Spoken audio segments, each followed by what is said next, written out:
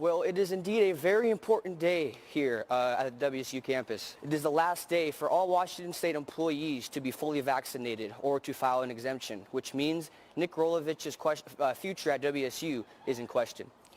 It is unclear whether Rolovich will be on the sideline for this week's game against BYU. Also, even if Rolovich is granted his exemption, exempted workers generally have to be reassigned to a back office job or one that is working from home, basically for them to telework.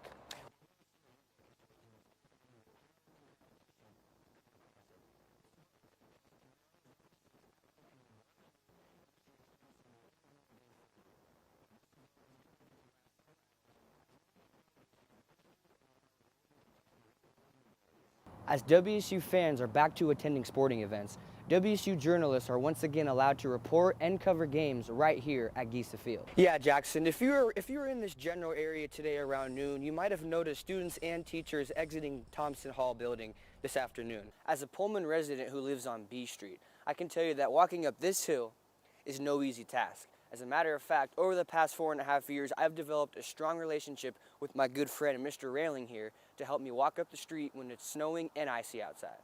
I was shocked at first, but in the end, I can see why they decided to fire him. Shocked, disappointed, and not surprised are some of the feelings that WSU student and players feel about the recent firing of now former WSU head coach, Nick Rolovich. Just a few hours after the firing, WSU players took to Twitter to express their thoughts on Rolovich no longer being their coach. WSU defensive lineman David Gusta explains what it was like on the day of the firing. Well, originally, we never got the news from our coaching staff. We kind of had to hear it out from the media, which was something that should never happen to any football team.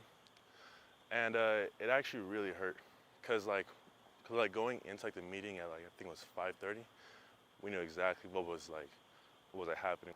The WSU community is still trying to wrap its head around the recent firing of Nick Rolovich. Despite players disagreeing with the university's decision, some WSU students have mixed feelings about the situation.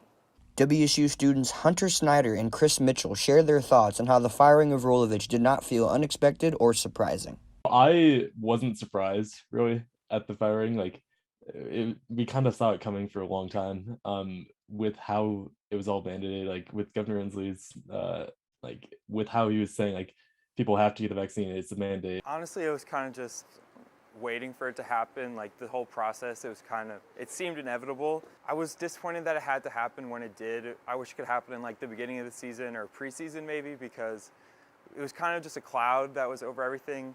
I don't know about everybody else on campus, but I was expecting it. WSU student Jordan Waring expresses his frustration about the situation and why the university shouldn't have fired Rolovich for being unvaccinated. I just feel like it was not a fair process. I feel like they had their decision made months ago about what was going to happen with the coach, and they were waiting for the mandate to fire him. If you can pack a stands full of 15,000 people and unvaccinated people can go, they just need to show a test, then why can't the coach? Reporting live in Pullman, I'm Dakota Cruz with Murrow News 8. Welcome back. We're happy you're here with us. Well, it was a little cold when I woke up this morning. Doyle D'Angelo has your weather report to see if that trend will continue. I'm Dakota Cruz with your sports for today. Cougar volleyball proved their dominance, taking down both Arizona schools over the weekend. The Cougs swept Arizona on Friday, 3-0 as Pia Timmer came up with the career-best 6 service aces.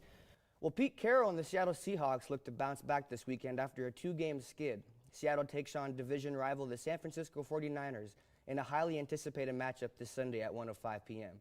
First-round pick Dee Eskridge, who has missed the past 2 games, is expected to return this week. And defensive end Kerry Hyder Jr. is also expected to make a return after missing last week. Well, Mariner fans, this is it. Seattle plays the first of their last 3-game regular season games tonight at home against the LA Angels. Well, WSU Soccer ended their regular season by securing the Apple Cup victory, defeating UW 4-2 on Friday. And now the WSU soccer team is headed to the big dance, the